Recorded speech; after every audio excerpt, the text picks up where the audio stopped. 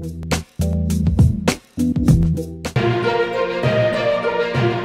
రైతుకు వ్యవసాయం గురించి తెలుస్తుంది, ఒక ఇంజనీర్ కు నిర్మాణ రంగం గురించి తెలుస్తుంది, ఒక పాత్రికేయుడికి సమాజం అంటే ఏంటో తెలుస్తుంది, ఒక డాక్టర్ కి రోగికి ఆరోగ్య పరిస్థితి ఎలా ఉందో తెలుస్తుంది. అంతే తప్ప ప్రతి మనిషికి అన్ని విషయాల మీద అవగాహన ఉండాలని లేదు, ఉంటే తప్పేమీ లేదు. అలాగని తమకున్న మిడిమిడి జ్ఞానాన్ని ఇతరుల మీద ప్రదర్శిస్తేనే తేడా కొడుతుంది. విషయం పక్కదారికి వెళ్లిపోయి వాగడంబరం తెరపైకి వస్తుంది. అప్పుడు అసలు చర్చకు బదులు అవాస్తవాలు వ్యాప్తిలోకి వస్తాయి. అవి సమాజం మీద ఎంత ప్రభావం చూపిస్తాయో ప్రత్యేకంగా చెప్పాల్సిన అవసరం లేదు. తెలుగునాట ఎలక్ట్రానిక్ మీడియా అనేది పార్టీల వారీగా విడిపోయింది. ఉదాహరణకు టీడీపీ మీద వ్యతిరేక వార్తలు అంటే సాక్షి, టీవీ9, ఎన్టీవీ, టీ న్యూస్ లో ఎక్కువగా ప్రసారం అవుతుంటాయి. ఇక జగన్ వ్యతిరేకంగా ఏబిఎన్, టీవీ5, మహా టీవీ, ఈటీవీ కథనాలను ప్రసారం చేస్తాయి.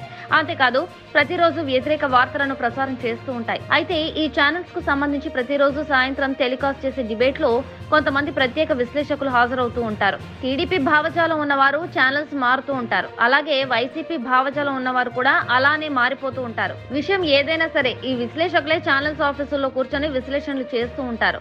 ఒక్కోసారి కోపం తట్టుకోలేక ఆగ్రహం మాట్లాడుతూ ఉంటారు. ఇటీవల టీవీ5 ఛానల్ నిర్వహించిన ఓ డిబేట్ లో రామ్ గోపాల్ వర్మపై కొలికపూడి శ్రీనివాసరావు వివాదాస్పద వ్యాఖ్యలు చేశారు.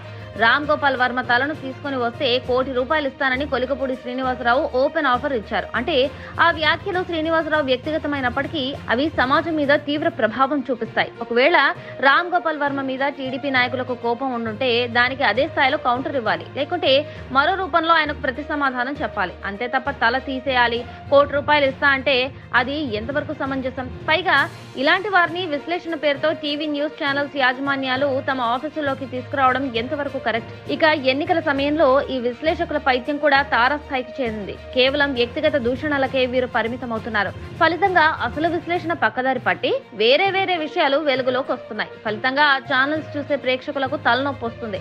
వాస్తవానికి ఒక విశ్లేషణ అంటే ప్రజలకు అర్థమయ్యేలా ఉండాలి. వాస్తవ విషయాలను వారి కళ్ల ముందు ఉంచాలి. అంతే తప్ప న్యూస్ ఛానల్స్ పేరుతో వారికి ఉన్న రాజకీయ పైత్యాన్ని ప్రజల మెదడులోకి చొప్పించడం కాదు.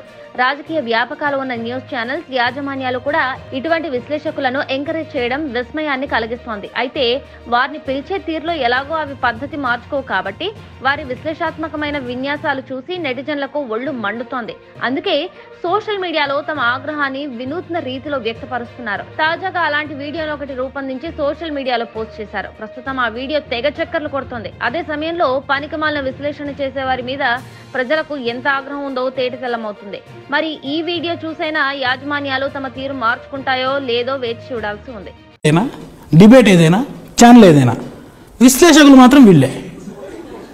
ఒక మహిళా సంఘం, ఒక హేతువాది, ఇంకొకడెవడో ఆతువాది. మొత్తం